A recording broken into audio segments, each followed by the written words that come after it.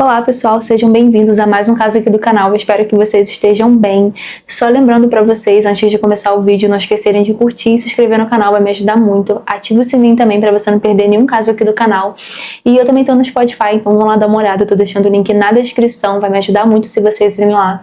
E é isso, vamos pro caso de hoje. Michael Joseph Jackson nasceu no dia 29 de agosto de 1958 em Gary, Indiana, Estados Unidos. Seu pai se chamava Joseph Jackson e ele era um ex-boxeador que trabalhava como operador de guindaste em uma siderúrgica. Além disso, ele também tocava guitarra em uma banda de blues. Já a mãe dele se chamava Catherine Scruse e, assim como Joseph, ela também era muito ligada à música. Ela tocava piano e clarinete e tinha o sonho de se tornar cantora de música country. Mas enquanto não realizava esse sonho, ela trabalhava meio período na Sears, que era uma rede de lojas de departamentos. Além disso, ela também era uma devota testemunha de Jeová, religião essa que o Michael e os seus irmãos posteriormente seriam criados, o que significa que eles não comemoravam datas de aniversários, nem Páscoa ou sequer Natal. Os dois haviam se conhecido enquanto participavam de uma festa e a relação deles acabou resultando em 10 filhos, sendo Michael o 8º deles. E uma curiosidade interessante é que a rua onde o Michael nasceu se chamava Jackson Street, número 2300, e o curioso é que ela já possuía esse nome muito antes do Michael e os irmãos dele sequer pensaram em se tornar famosos. Ao que tudo indica, o nome da rua teria sido uma homenagem ao 7º presidente dos Estados Unidos, Andrew Jackson. A casa que eles viviam era bem pequena, com cerca de 60 metros quadrados, e ela só tinha 2 quartos para acomodar 11 pessoas, e foi justamente dentro dela que, acidentalmente, o Joseph descobriu o talento de seus filhos. No início da década de 1960, o Tito, o 3º filho da família, pegou a guitarra do pai depois dele sair para trabalhar, e sem querer acabou quebrando uma corda do instrumento. Então, quando ele chegou em casa e percebeu o que tinha acontecido, ele pediu para que o filho, tocasse a guitarra, e o resultado surpreendeu. Depois disso, Joseph teve uma ideia de criar uma banda com os filhos, chamada Jackson Family, que inicialmente contava com Tito, Jermaine e Jack. O grupo começou a se apresentar em concursos de talentos, pequenos clubes e eventos locais da região de Gary. E com o passar do tempo, ele percebeu que os filhos mais novos também tinham talento. Foi então que o Marlon e o Michael passaram a integrar o grupo. Na época, o Michael tinha apenas 5 anos de idade.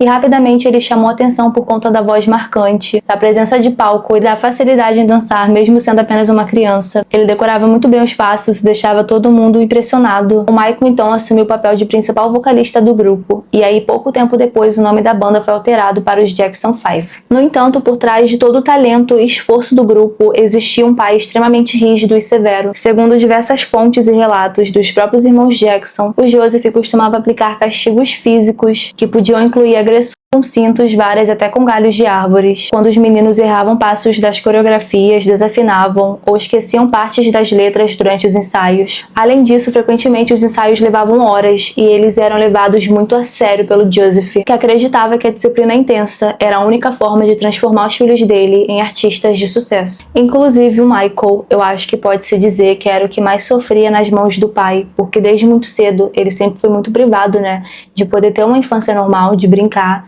As outras crianças, para vocês terem noção, não olhavam para ele como um igual, mas como um artista, e meio que o fato dele ainda ser um menino era ignorado pelas outras pessoas. Além disso, ele também sofria muitos insultos do pai em casa, principalmente por causa da aparência dele. Para vocês terem noção, o Joseph chamava ele de narigão, entre outros insultos, então isso afetava muito a autoestima do Michael. E como ele tinha medo do pai, ele acabava sempre cedendo ao que o Joseph queria. E aí, em 1967, o grupo acabou vencendo uma competição de talentos amadores no Apollo Teatro, no Harlem, e no ano seguinte eles foram levados por Bob Taylor para uma audição na gravadora Motown Records em Detroit. Quando Barry Good, o fundador da Motown, ouviu o grupo, ele ficou impressionado com o talento dos meninos, e naquele momento ele sabia que queria que eles fizessem parte da gravadora. O contrato então é assinado e logo depois a família se muda para Los Angeles. E aí, em 1970, os Jackson 5 emplacaram 4 singles consecutivos no topo das paradas americanas, alcançando um sucesso gigantesco em todo o país e transformando os irmãos em um verdadeiro fenômeno da música pop.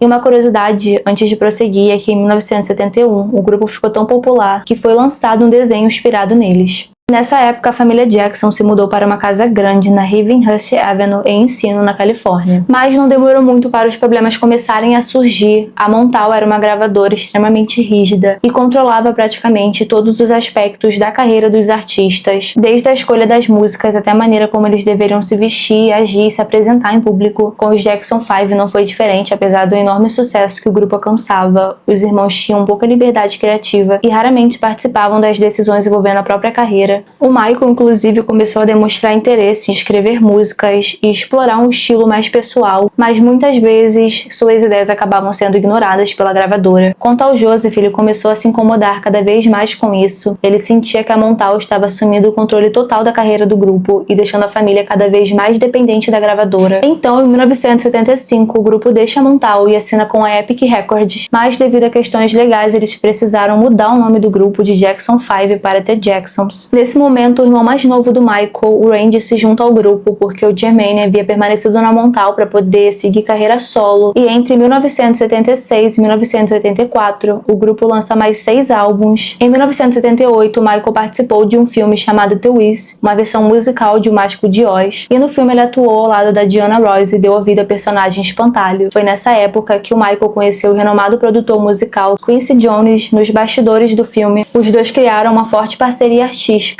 e começaram a trabalhar juntos no álbum Off the Wall, que foi lançado em 1979 e vendeu mais de 20 milhões de cópias. E aí é nessa época também que o Michael se afasta do pai dele, então o Joseph passa a não ter mais controle sobre a carreira artística do Michael. Em 1982, ele lança o seu 6º álbum solo, intitulado Thriller, que foi um sucesso. Para vocês terem noção. Ainda em 2021, o Guinness World Records o reconhecia como o álbum mais vendido de todos os tempos, com 64 milhões de cópias vendidas ao redor do mundo. Além disso, Thriller teve uma permanência impressionante nas paradas. Ele ficou cerca de 80 semanas entre os mais vendidos e ocupou o primeiro lugar por aproximadamente 37 semanas. O álbum contava com singles como Thriller, Humanitary e Billie Jean, que também ocuparam o top 10, incluindo outros, é claro, né? Não é à toa que o Michael ficou reconhecido mundialmente como o rei do pop. A faixa título do álbum ganhou um videoclipe de 14 minutos, dirigido pelo cineasta John Landis, que foi um sucesso. E após turbulências com a MTV, que não queria transmitir o clipe, o diretor da CBS, o Walter Yetnikoff, eu acho que é isso, que havia investido muito dinheiro no projeto, ameaçou retirar todos os artistas da plataforma e informar ao público a recusa em tocar a música de, em suas palavras, um cara negro. Depois disso, o clipe de Billie Jean finalmente entrou para a programação da MTV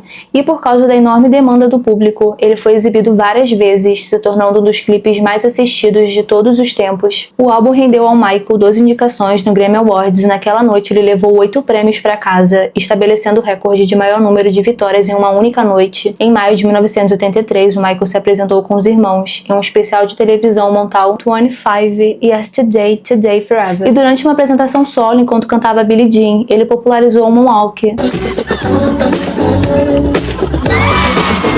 um passo que já havia sido ensinado a ele anos antes por Jeffrey Daniel, e o próprio Jeffrey, que assistiu à performance, afirmou que ficou impressionado pela forma que o Michael executou o movimento. E eu nem preciso dizer pra vocês que foi um sucesso, e depois disso o álbum Thriller vendeu ainda mais. O New York Times fez uma menção ao Michael como fenômeno musical, afirmando que no mundo da música pop existia o Michael e existia todo o resto. Após todo o sucesso com o álbum, o Michael e seus irmãos fecharam um contrato com a Pepsi para eles gravarem um comercial para a marca. No entanto, o que era para ser só uma gravação de um comercial, no dia 27 de janeiro de 1984, acabou mudando para sempre a vida do Michael. Isso porque, enquanto ele fazia um ensaio simulado para uma plateia de cerca de 3.000 pessoas, ele acabou sofrendo um acidente. Em uma das cenas que estavam sendo gravadas, o Michael desceria uma escada cercado por fogos de artifício. Só que os fogos acabaram explodindo antes da hora e as faíscas pegaram no cabelo dele e começou a queimar o cabelo, então ele acabou sofrendo queimadura de 2º grau e precisou ser levado imediatamente para o hospital, mas o estrago já havia sido feito. Depois disso, o Michael precisou passar por cirurgias tanto para aliviar a parte do desconforto que ele sentia, tanto para tentar esconder as cicatrizes que haviam ficado. E a região onde o fogo queimou o cabelo dele nunca mais voltou a crescer cabelo, o que fez com que ele precisasse usar perucas pro resto da vida. Além disso, devido às fortes dores causadas pelas queimaduras, o Michael precisou começar a tomar medicamentos potentes para poder aliviar a dor. Ele e a Pepsi chegaram a um acordo extrajudicial e ele decidiu doar todo o dinheiro da indenização para o Centro Médico de Queimados do Hospital Broadman Medical Center, na Califórnia, que mais tarde passou a ser conhecido como Michael Jackson Burn Center, em homenagem a ele. Em 1985, Michael escreveu o single beneficente We Are The World ao lado de Lionel Richie. A música foi criada com o objetivo de arrecadar fundos para combater a fome na África, e a canção reuniu dezenas de grandes artistas no projeto, incluindo nomes como Diana Ross, Ray Charles e Bruce Springsteen. Eu acho que é isso. O single acabou se tornando um fenômeno musical, vendendo milhões de cópias e arrecadando milhões de dólares para ajuda humanitária. Já nessa época, o Michael passou a ser alvo de constantes especulações e intensa atenção da mídia. Muitas pessoas comentavam sobre as mudanças em sua aparência, principalmente no tom da sua pele, o que acabou gerando inúmeros rumores e teorias ao longo dos anos, incluindo comentários de que ele estaria clareando sua pele. Alguns anos mais tarde, ele revelou que havia recebido o diagnóstico de vitiligo, que é uma condição que causa perda de pigmentação da pele em determinadas áreas do corpo e não tem cura. Segundo ele, as manchas começaram a se tornar cada vez mais visíveis durante os anos 1980, e por isso ele passou a usar maquiagem e fazer tratamentos para poder uniformizar o tom da pele. E ainda em 1983, o Mike foi diagnosticado com lúpus eritematoso discoide, uma doença autoimune que afeta principalmente a pele e pode causar lesões, sensibilidade à luz solar e cicatrizes. E foi justamente nesse período que a famosa luva brilhante acabou se tornando parte de sua marca registrada. Inicialmente, a luva ajudava a disfarçar as diferenças de pigmentação que começavam a aparecer em uma de suas mãos, mas com o tempo ela também acabou virando parte de sua identidade artística e visual nos palcos. E enquanto lidava com a pressão da fama e com os problemas de saúde que enfrentava, o Michael também começou a depender cada vez mais de medicamentos prescritos. Segundo relatos, o uso de analgésicos fortes teve início após o acidente da Pepsi, e com o passar dos anos, o consumo de remédios para a dor e para dormir acabou se tornando um problema cada vez mais presente na vida dele. Um dos medicamentos que ele começou a fazer uso era Propofol, que era um sedativo muito forte. De acordo com pessoas próximas ao Michael, ele sofria de insônia severa e recorria ao medicamento na tentativa de conseguir dormir.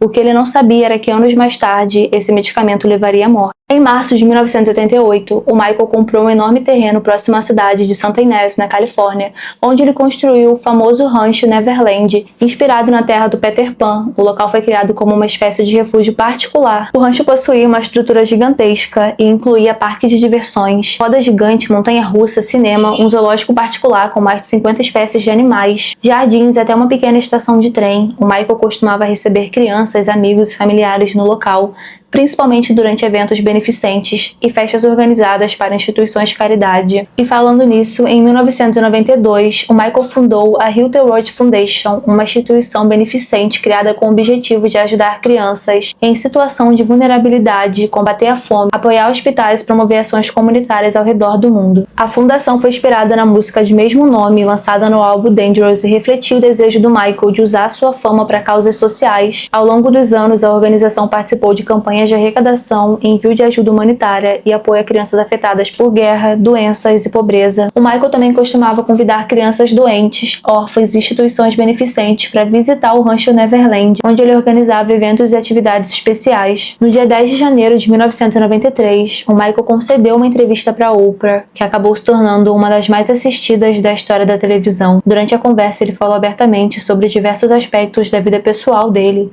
incluindo os abusos físicos e emocionais que ele havia sofrido na infância por parte do pai. Ele também revelou que muitas vezes se sentia extremamente solitário e que costumava chorar por causa disso. Os rumores sensacionalistas que cercavam Michael também vieram à tona durante a entrevista. Na época circulavam diversos boatos exagerados sobre a sua vida pessoal, incluindo histórias de que ele teria tentado comprar os ossos de Joseph Merrick, conhecido como Homem-Elefante, e de que ele dormia em uma câmara hiperbárica na tentativa de retardar o envelhecimento. O Michael negou várias dessas histórias e afirmou que muitos rumores eram inventados ou distorcidos pela imprensa sensacionalista. Em maio de 1992, o carro do Michael quebrou enquanto ele estava andando na rua e ele precisou alugar um outro carro. Então ele entrou em contato com uma locadora de automóveis que era próxima do local que ele estava. E ele conheceu um homem chamado David, que era dono dela. E esse homem foi até lá levar um carro para ele, só que ele também levou a esposa dele, a June Chandler. E quando os dois chegaram lá, ela disse pro Michael que o filho dela, o Jordan, era muito fã dele.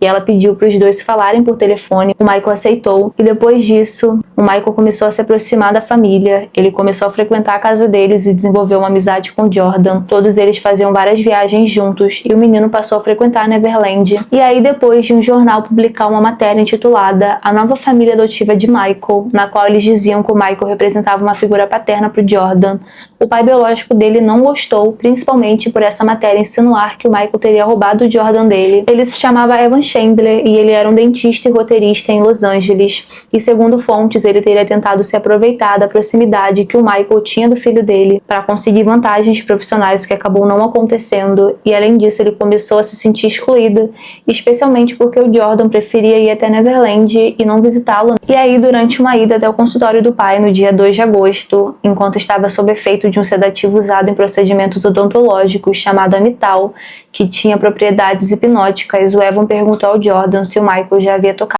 nele, e ele disse que sim. Segundo fontes, o Evan não foi até a polícia, mas ele entrou em contato com os representantes do Michael e no dia 9 de agosto de 1993, ele exigiu que ele comprasse 4 de seus roteiros por uma quantia referente a $20 milhões, que foi negada. Depois disso, ele levou Jordan até um psiquiatra infantil e o caso foi informado ao Departamento de Serviços para Crianças e Famílias de Los Angeles. E cerca de 2 meses antes do caso começar, ambas as partes firmaram um acordo extrajudicial com o Michael concordando em pagar cerca de $23 milhões para encerrar o processo civil movido pela família do Jordan. Segundo documentos e relatos divulgados na época, aproximadamente $15 milhões teriam sido destinados a um fundo para o Jordan, enquanto o restante teria sido dividido entre os pais do garoto e os honorários advocatícios. No entanto, mesmo após o acordo, Michael continuou negando todas as acusações que foram feitas contra ele. Quanto ao Jordan, ele se emancipou legalmente dos pais em 1994, aos 14 anos de idade, e nunca mais voltou a processar o Michael pelas acusações de abuso. E uma curiosidade é que, segundo fontes, o Michael teria aceitado o acordo depois de sua seguradora exigir que ele aceitasse. Isso porque naquele momento ele não tinha dinheiro disponível para sustentar todos os custos do processo. Segundo seu próprio empresário Frank, não importava quanto dinheiro o Michael ganhasse, ele sempre gastava o dobro. E uma outra curiosidade, pessoal, é que durante a gravação do filme Michael desse ano, os advogados do espólio dele teriam encontrado uma cláusula no acordo que proibia qualquer menção ou representação do Chandler em obras audiovisuais. E por conta disso, partes do roteiro precisaram ser refeitas para retirar qualquer referência ao caso, o que acabou adicionando cerca de $10 milhões ao orçamento e adiando o lançamento do filme em aproximadamente um ano. Nesse meio tempo, a Neverland já havia sido revistada pelas autoridades e diversas crianças que costumavam frequentar o local foram entrevistadas pela polícia, incluindo o ator mirim Macaulay Culkin, que era próximo do Michael na época,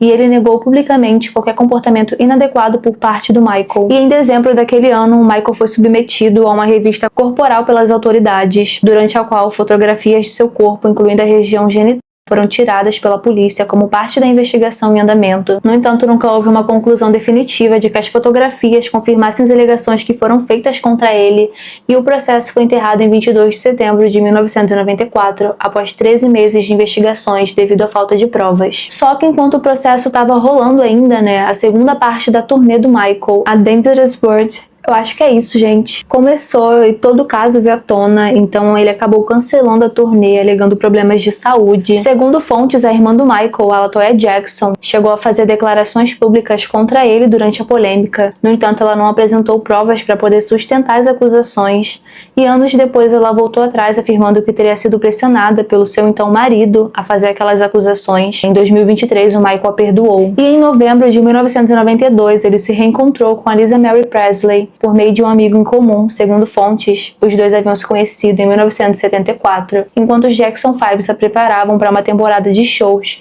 e o pai dela, o Elvis Presley, encerrava dele. Os dois passaram a conversar quase todos os dias por telefone, e conforme progrediam as acusações contra o Michael, a Lisa havia permanecido ao lado dele, dando apoio a ele, e em um dado momento ela teria dito que confiava na inocência dele. No final de 1993, o Michael então a pede em casamento, e os dois se casam em uma cerimônia reservada na República Dominicana no dia 26 de maio de 1994. A partir daí, o relacionamento deles passou a ser acompanhado de uma enorme pressão midiática. A imprensa passou a analisar cada detalhe da união, desde aparições públicas até declarações do casal, gerando constantes especulações e rumores, incluindo boatos de que o casamento era de fachada para poder despistar as acusações de pedofilia e impulsionar a carreira da Lisa como cantora. Existiam até boatos de que o casamento nunca havia sido consumado, que foi negado pelos dois. A pressão foi tanta que o casamento deles não durou nem 2 anos, com a Lisa pedindo o divórcio para o Michael em dezembro de 1995. Em setembro de 1996, o Michael iniciou a turnê History World, sua terceira e última turnê solo, passando por cerca de 36 países em 5 continentes e reunindo milhões de fãs ao redor do mundo. Em novembro daquele ano, ele se casou novamente, agora com a enfermeira dermatologista Debbie Rowe, que na época era assistente do dermatologista dele, Arnold Klein. E no dia 13 de fevereiro de 1997, os dois se tornaram pais de Michael Joseph Jackson Jr., mais conhecido como Prince, e no ano seguinte, no dia 3 de abril, de Paris Catherine Jackson. Mas o casamento chegou ao fim em 2000, com a Debbie abrindo mão de todos os direitos em relação às crianças e entregando a guarda total delas ao Michael, o que gerou muita repercussão e polêmica na mídia na época. No dia 21 de fevereiro de 2002, o Michael se tornou pai pela terceira vez, com o nascimento de Prince Michael Jackson II, que mais tarde passou a ser conhecido pelo apelido Blanket, e atualmente usa o nome By Guy Jackson. E diferentemente dos 2 filhos mais velhos do Michael, a identidade da mãe do By Guy nunca foi revelada publicamente. O Michael sempre manteve bastante discrição sobre esse assunto e dizia apenas que a criança havia sido concebida por meio de barriga de aluguel.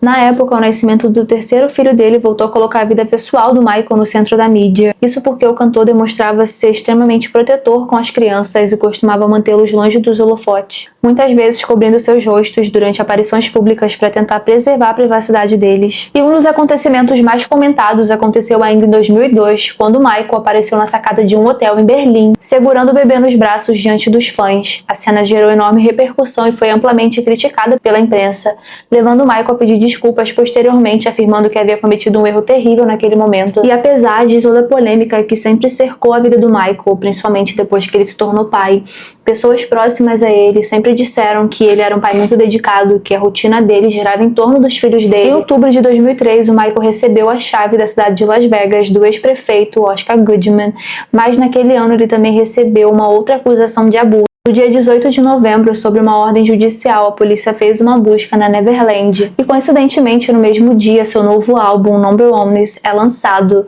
e o Michael nega todas as acusações e ele se declara novamente inocente. E no dia seguinte, a polícia anuncia um mandado de prisão contra ele, que na época estava em Las Vegas, terminando de gravar um vídeo. Então, ambas as partes chegam a um acordo, de um horário, de um lugar para ele poder se entregar. O Michael, então, é preso no dia 20 de novembro de 2003, após retornar para Santa Bárbara, e o passaporte dele é apreendido. No entanto, ele fica apenas um dia na prisão devido ao pagamento de uma fiança estabelecida em 3 milhões de dólares. Depois disso, ele retorna para Las Vegas, mas no dia 18 daquele ano, as autoridades de Santa Bárbara o acusam formalmente de cometer 7 crimes de abuso sexual infantil e 2 crimes de embriaguez de menor com bebidas alcoólicas. E no dia 25 de dezembro, ele dá uma entrevista à CBS, onde ele alega que ele preferiria cortar os pulsos antes de machucar qualquer criança. Na entrevista, ele também diz que os policiais teriam sido agressivos com ele durante a prisão em Santa Barbara County, e ele diz que enquanto ele estava sendo algemado, o ombro dele acabou sendo deslocado. Segundo Michael, o tratamento que ele recebeu das autoridades foi doloroso e humilhante. O julgamento dele começou no dia 31 de janeiro de 2005 em Santa Bárbara, Califórnia, e perdurou até o final de maio, com Michael sendo absolvido de todas as acusações no dia 13 de junho de 2005. Mais tarde, em 2009, os arquivos do FBI sobre ele revelaram que nunca foram encontradas evidências de conduta criminosa por parte dele. Depois do julgamento, Michael se mudou para Brahman em junho de 2005 e, após enfrentar problemas financeiros, a Neverland foi fechada para redução de custos e, segundo fontes, ele nunca mais retornou para lá. Em 2006, ele retornou para os Estados Unidos, onde se estabeleceu em Las Vegas, e mais tarde ele se mudou para Los Angeles. E em março de 2009, Michael anunciou uma série de shows, This Is It, eu acho que é isso, que marcaria seu grande retorno aos palcos. O anúncio aconteceu em uma coletiva de imprensa em uma arena em Londres, diante de milhares de fãs e jornalistas. Inicialmente seriam apenas 10 apresentações, mas devido à procura gigantesca pelos ingressos, a quantidade de shows acabou sendo ampliada para 50 datas. O Michael afirmou que aquelas seriam suas últimas apresentações em Londres, dizendo ao público: "É isso. Os ensaios para os shows começaram logo depois e mostravam Michael envolvido em todos os detalhes da produção, desde coreografias até efeitos especiais. A expectativa em torno do retorno era enorme, já que ele não fazia uma turnê grande havia muitos anos, mas o que ninguém imaginava era que o Michael faleceu apenas 3 semanas antes do início da turnê, em 25 de junho de 2009, aos 50 anos de idade, em decorrência de uma parada cardíaca causada por intoxicação aguda de propofol e benzodiazepínicos. Segundo investigações, seu médico pessoal, Corinne Murray, havia administrado diversos medicamentos, incluindo propofol, lorazepam e midazolam, para ajudá-lo a dormir. Segundo relatos dele, ele teria encontrado Michael inconsciente, com um pulso fraco no quarto, então ele teria tentado, sem sucesso, reanimá-lo. Logo em seguida, ligando para a emergência, que foi acionada por volta de 12h21 da tarde, e os paramédicos chegaram lá 4 minutos depois, onde uma tentativa de reanimação cardiopulmonar sem sucesso foi realizada em Michael, mas como ele permaneceu sem reagir às tentativas de reanimação realizadas pelos paramédicos, ele foi levado ao Ronald Reagan UCLA Medical Center, onde acabou sendo declarado morto às 2h26 daquela tarde. Dias depois, no dia 7 de julho de 2009, foi realizado um grande memorial em homenagem ao Michael, no Staples Center, em Los Angeles. A cerimônia reuniu familiares, amigos e artistas, além de milhares de pessoas que acompanharam a transmissão ao vivo ao redor do mundo. O memorial contou com apresentações musicais e discursos emocionantes de personalidades próximas a ele, incluindo a fala marcante de sua filha,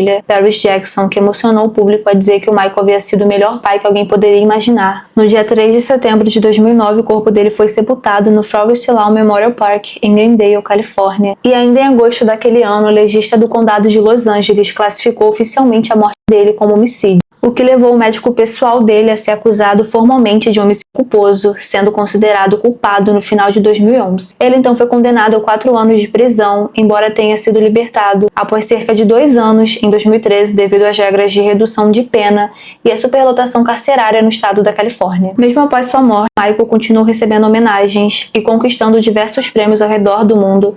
Em 2009, ele ganhou 4 prêmios póstumos durante a cerimônia do American Music Awards de 2009, reforçando o impacto gigantesco de sua carreira, mesmo após sua partida. Além dos prêmios, sua música voltou ao topo das paradas em diversos países, enquanto álbuns, videoclipes e apresentações passaram a ser revisitados por uma nova geração de fãs. O documentário Michael Jackson This Is It, lançado poucos meses após sua morte, também se tornou um enorme sucesso mundial e mostrou bastidores dos ensaios da turnê que nunca chegaram a acontecer. E atualmente ele ainda continua sendo lembrado como um dos maiores artistas da história da música. O legado dele atravessou gerações, influenciando inúmeros cantores, dançarinos e artistas ao redor do mundo. Até hoje, as músicas, performances e videoclipes continuam vivos na cultura pop, consolidando Michael como o eterno rei do pop.